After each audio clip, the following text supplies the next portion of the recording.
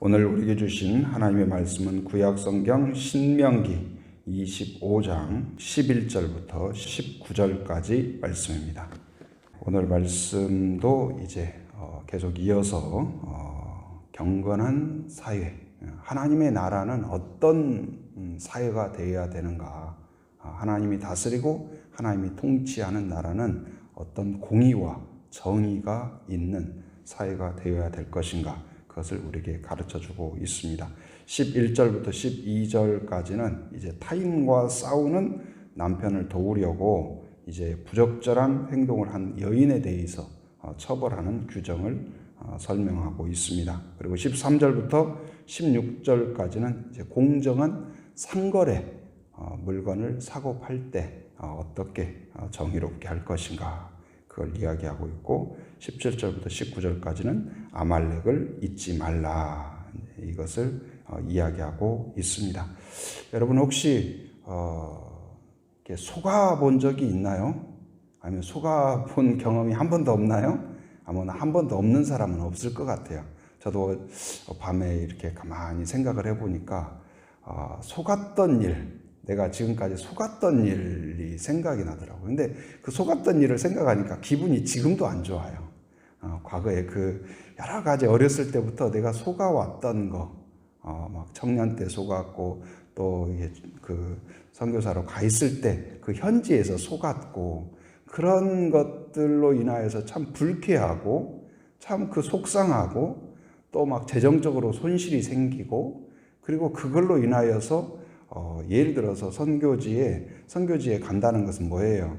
이제 사랑하고 축복하고 기도하고 하나님의 사명을 위해서 갔잖아요. 그런데 거기서 저희가 가자마자 이삿짐을 옮기는 가운데에서 적지 않은 재정을 이렇게 쏟게 되었어요. 그러다 보니까 이게 후유증이 있더라고요. 그래서 이 사람들을 참 믿을 수가 없구나. 그래서 늘 어떤 사랑하고 축복하고 따뜻하고 어떤 그런 마음, 품는 마음으로 가야 되는데 또 나를 속이지 않을까 해가지고 항상 긴장하고, 항상 시장에 가가지고 콩나물 하나 살 때에도 저 사람이 나 외국인이다 지금 속이는 거 아니야? 그래가지고 그냥 눈을 부릅뜨고 항상 긴장하고, 그리고 누군가가 나를 언제든지 속일 수 있다 그런 생각에 늘 그랬던 것 같아요. 그래서 나 처음에 막 그러다 보니까 너무 막 돈 얼마 되지도 않는 거 가지고도 막 너무 막 그렇게 전화 안 해나.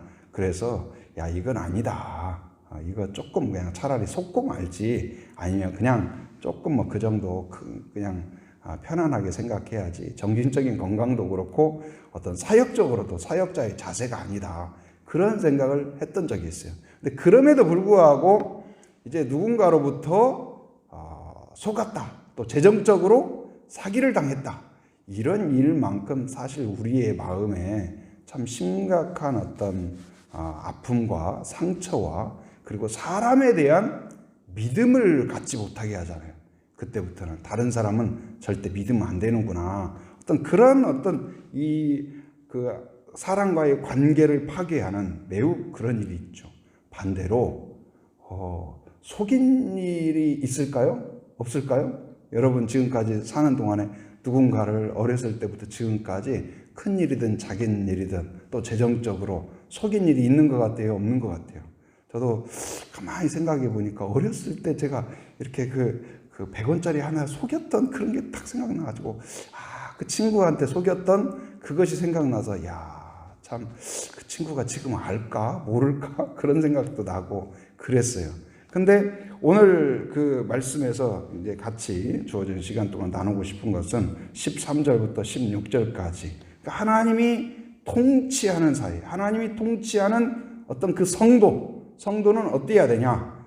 그러니까 이게 그렇게 된 그 사회에는 이제 지난번에는 뭐냐, 하나님이 통치하고 하나님이 다스리고 공의와 정의가 있는 사회에는 첫째, 뭐가 공의롭게 집행이 돼야 돼요?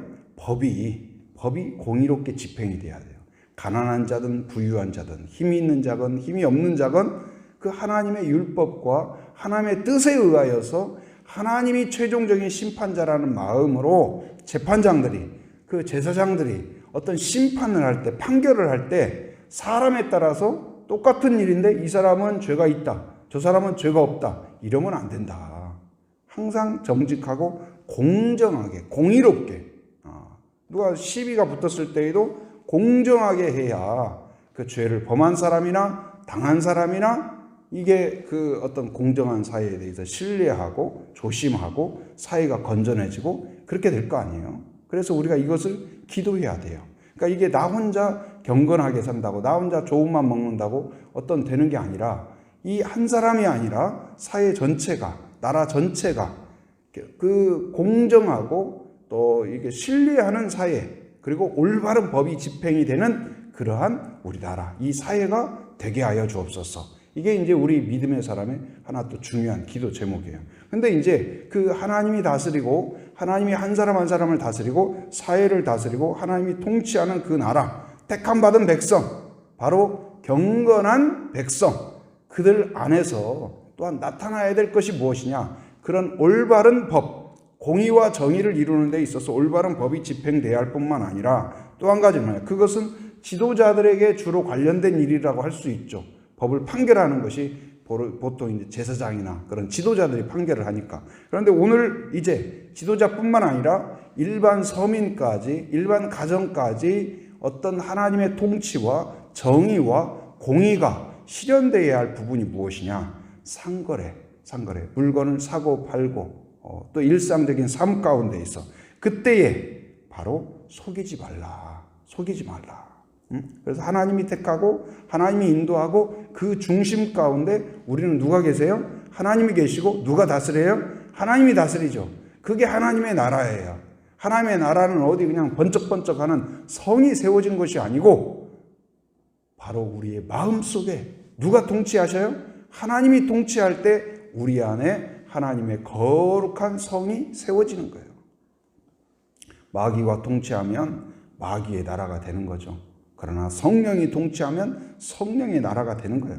여러분의 마음과 여러분의 가정의 주인이 하나님이 되셔서 매사에 하나님의 뜻이 흘러가고 정의와 공의가 이루어지고 바로 오늘 말씀과 같이 또 공정한 어떤 상거래, 주고받고 인간관계, 그것이 이루어지는 그러한 축복의 통로가 되기를 바랍니다. 자, 13절 말씀 같이 한번 읽어봅니다. 자, 시작. 너는 내 주머니에 두 종류의 저울추 곧 큰 것과 작은 것을 넣지 말 것이며, 자, 14절도 내 집에 두 종류의 돼 곧 큰 것과 작은 것을 두지 말 것이요. 여기 보니까 너는 누구예요? 이스라엘 민족이죠. 택함 받은 자죠. 바로 오늘날로 말하면 교회예요. 성도예요. 구별된 자예요. 하나님이 다스리는 자, 곧 하나님의 백성, 하나님의 거룩한 백성, 거룩한 성전. 바울도 그랬잖아요. 너희가 성전인지를 알지 못하느냐? 너희들 안에 누가 계시냐? 하나님이 계신다. 우리는 누구예요? 세상이 어떻게 하든 우리는 누가 통치하는 사람이에요? 하나님이 통치하는 사람이다. 그래서 하나님이 통치하는 너희는 어떻게 해야 되냐? 내 주머니가 뭐예요? 뭔가를 넣죠. 여러분 주머니에 뭘 넣고 다녀요? 아마 또 뭐 열쇠라든지 뭔가 지갑이라든지 중요한 걸 넣고 다닐 거예요.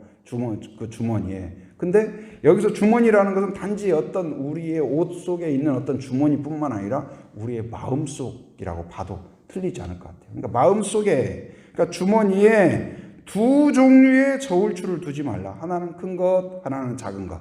그래서 상대가 이거 조금 어리숙하면은 이게 저울로는 싹 바뀌어가지고 저울로는 속인다든지 킬로그램을 속인다든지 그러지 말라.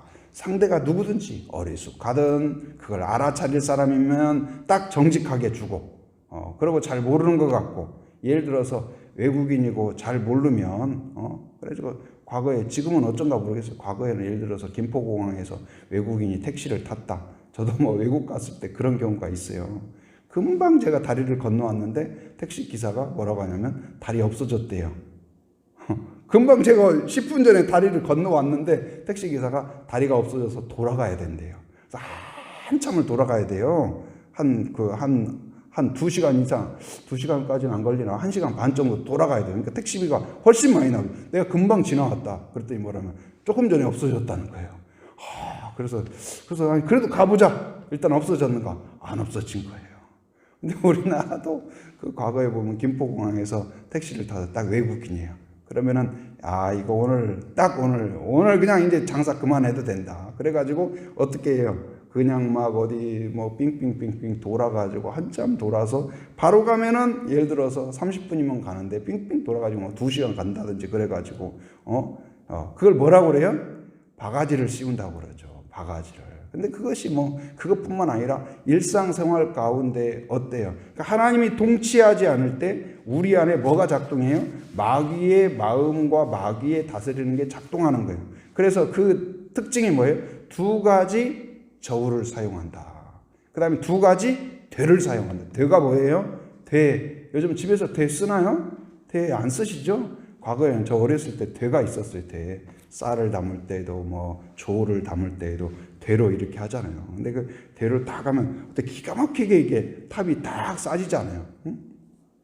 근데 이 되를 속인다. 되를. 근데 그렇게 하지 말라. 2가지 되를 사용하지 말라. 사람에 따라서, 형편에 따라서, 그 사람에 따라서 그렇게 하지 말라. 항상 하나의 되만, 정직한 되만. 이건 뭘까요? 2가지 마음을 품지 말라. 사람에 따라서, 어떤 형편에 따라서, 상황에 따라서 하는 것이 아니라 우리에게는 우리가 믿음이 있다는 것, 경건하다는 건 뭘까요? 하나의 기준만 있다. 우리의 기준은 뭐예요? 누가 기준이에요? 하나님이 기준이다. 하나님 앞에서 경건하게 그 사람이 어떻든지 정의롭게, 그게 정의다. 그게 공이다.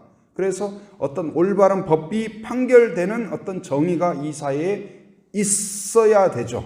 그것이 이제 하나님의 나라의 하나의 조건이에요. 근데 이제 일반 서민에게까지 시장에서 모든 사람들, 거리에서 음식을 먹을 때 모든 데 있어서 정의와 공의가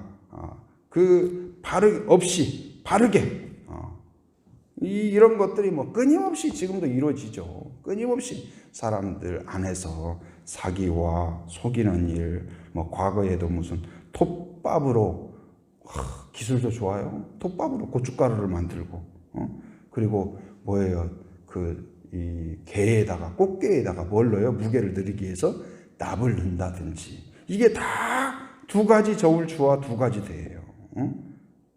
그 다음에 무슨 뭐 중고차에서 미터기를 조작한다든지 유통기한을 속인다든지 아니면 원산지를 속인다든지 이게 다 그리고는 또 어때요? 나하고 친한 사람 오면 이라봐 이건 진짜야. 진짜 참기름이야. 그러고는 또 모르는 사람 오면은 가짜에다가 진짜 거기다가 진짜 어느 관광지를 갔어요. 관광지를 갔더니 비빔밥집이 있어요. 비빔밥집이 있는데 거기에 가보니까 하는 집이 원조 무슨 비빔밥 그래요. 야 여긴가 원조인가 보다. 그랬어요. 그 옆에는 진짜 원조 무슨 비빔밥. 그리고 또 다른 데 가보니까 여기가 진짜 몇십 년 전부터 원조 그래서 이게 도대체 그 집 거기는 진짜 다 원조예요. 다 원조. 그러니까 도대체 어디가 진짜인지 알 수가 없는 거죠. 그런데 이 경건이라는 것은 무엇이냐? 단지 우리가 하나님께 예배드리고 기도하고 그것만 국한된 것이 아니다. 바로 우리의 삶과 연관되어 있다. 우리가 하나님께 기도합니까? 예배합니까? 하나님을 의식합니까? 예배할 때만, 기도할 때만이 아니라 언제요? 우리가 상거래할 때에도, 법을 집행할 때에도 하나님 앞에서 어떤 자세요? 그걸 코람데오라고 하죠. 하나님 앞에서 돈을 주고 받는다. 하나님, 그 사람은 혹시 속았고 속은지도 모를지 모르지만 누구는 아세요? 하나님이 아신다. 그래서 우리 안에 하나님이 다스린다는 증거 중에 하나는 뭐예요?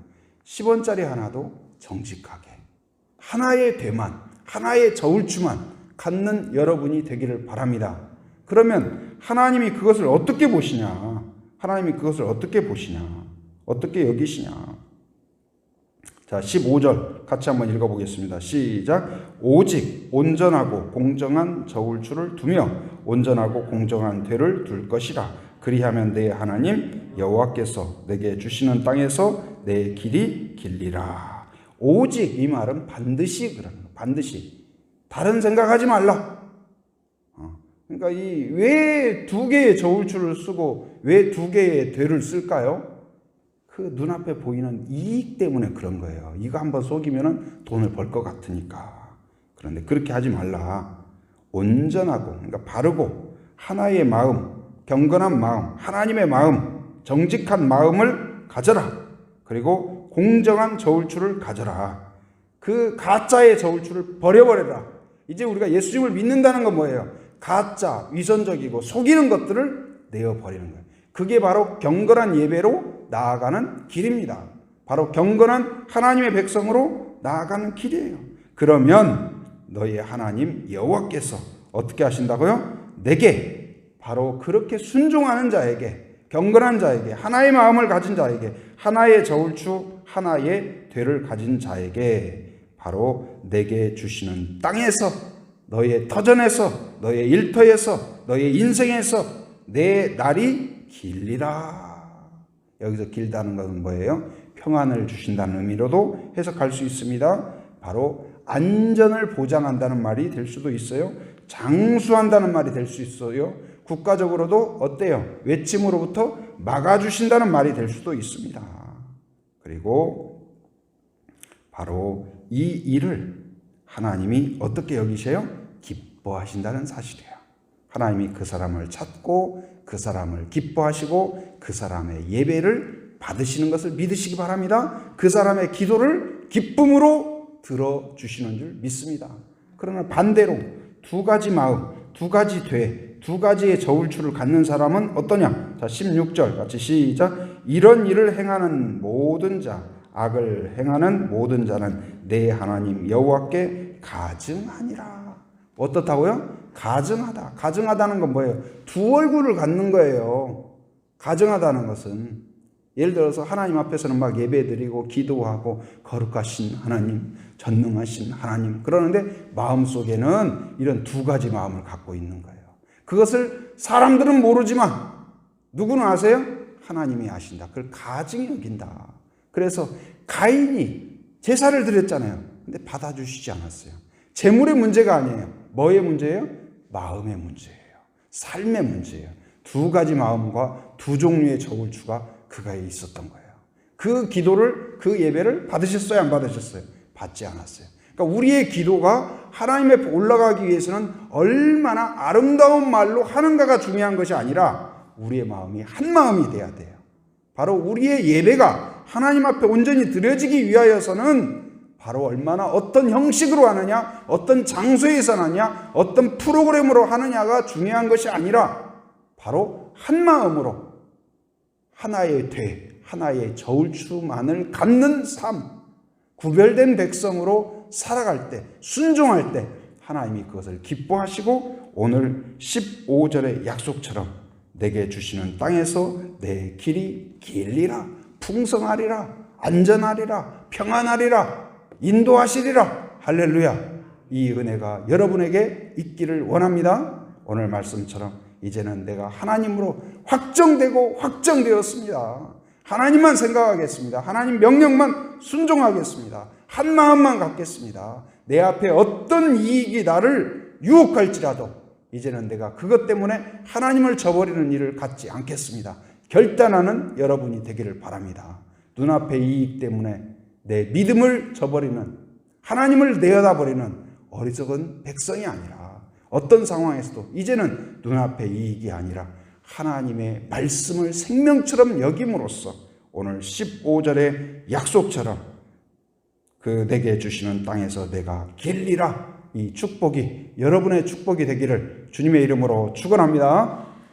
은혜로우신 아버지 하나님 감사합니다. 우리를 찾아와 주시고 우리의 마음의 중심에 계시며 우리를 다스리심을 감사합니다. 하나님이 다스리는 성도로서, 구별된 백성으로서, 구별된 나라로서 하나님의 정의와 공의가 하나님 우리의 마음 속에 그리고 우리의 모든 삶 가운데 나타나게 하여 주시옵소서. 하나님의 은혜와 또한 하나님의 능력 가운데 하나님 이 땅에서 정의와 공의가 강물처럼 흐르는 나라가 되게 하여 주옵소서. 올바른 법 집행이 이루어지게 하여 주옵소서. 정의로운 그러한 법이 집행되어서 억울한 사람이 나타나지 않게 하여 주옵소서. 또한 모든 하나님 아버지 성도들과 이 사역 가운데에서 정의로운 또한 상거래가 이루어지게 하여 주옵소서. 눈앞에 있는 이익으로 인하여서 하나님을 저버리는 두 마음을 품는 어리석음에 빠지지 않게 하여 주시고, 늘 하나님 작은 것을 거래할 때에도 또한 다른 사람을 대할 때에도 아버지 그 순간의 이익 때문에 하나님을 저버리는 어리석음에 빠지지 않도록 우리를 붙잡아 주옵소서. 하나님 앞에 있는 성도가 되게 하여 주옵소서. 그리하여 오늘 말씀의 약속처럼 아버지 하나님이셔 내게 주시는 땅에서 내 날이 길리라 하는 약속처럼 하나님이 주시는 은혜와 평안을 누리는 자가 되게 하여 주시옵소서. 또 부족한 종 세워주셨사오니 지혜를 주옵소서. 또한 하나님 복음에 대한 열정을 주시고 말씀을 선포할 때 풍성한 나눔으로 선포할 수 있도록 인도하여 주옵소서. 또한 우리 제주 한빛교회를 세워주시고 오늘까지 인도하여 주신 것 감사합니다. 이 지역에 거주하는 하기와 외도와 애월 지역에 거주하는 한 사람 한 사람 복음을 들을 수 있게 하여 주옵소서. 그들에게 다양한 지혜로 다양한 방법으로 복음을 나눌 수 있도록 우리를 붙잡아 주시옵소서. 또한 아버지 믿다가 쉬는 자 낭망한 자들을 긍휼히 여겨 주셔서 다시 교회로 다시 복음으로 다시 예배로 돌아올 수 있도록 인도하여 주시옵소서. 또 코로나로 인하여서 큰 어려움을 겪고 있습니다. 특별히 확진자와 하나님 또 이제 격리되어 있는 분들을 긍휼히 여겨 주셔서 그 모든 상황들을 잘 이겨낼 수 있도록 인도하여 주시옵소서. 온 국민이 한 마음이 되어서 이 위기를 잘 극복하게 하여 주시고, 또한 아버지 현장에서 수고하는 의료진들과 담당자들의 안전을 지켜 주옵소서. 또한 아버지 이 위기를 잘 극복하게 하여 주시고 모든 과정 다스려 주시며, 또한 하나님 치료제와 백신도 속히 개발될 수 있도록 인도하여 주시옵소서. 오늘 또 새벽을 깨우며 함께한 모든 성도들 하나님 축복하며 기도하오니 경건한 마음으로 하나님이 다스리는 통치하는 그러한 나라가 되게 하여 주시고 하나님의 은혜와 복이 거하는 가정이 되게 하여 주시옵소서. 성도들 오늘 또 삶의 현장에서 살아갈 때 오직 경건의 도구가 되게 하여 주시며 하나님 앞에 거룩함으로 서 있는 예배자가 되게 하여 주시옵소서. 또한 아버지 하나님 해외에 육지에 군에 있는 가족들 자녀들 성도들을 하나님께서 지켜주셔서 오고 가는 모든 소식 위에 복된 소식 되게 하여 주시옵소서. 지금은 우리 주 예수 그리스도의 은혜와 하나님의 풍성하신 사랑과 성령의 교통하심 인도하심의 역사가 오직 하나님이 다스리는 사람으로서 경건하게 올바른 법 집행과 또한 올바른 상거래로서 경건한 삶으로 하나님께 예배하는 자가 되기로 결단하는 한 사람 한 사람 머리 위에 가정 위에 일터 위에 지금으로부터 영원토록 함께 하시기를 간절히 축원하옵나이다. 아멘.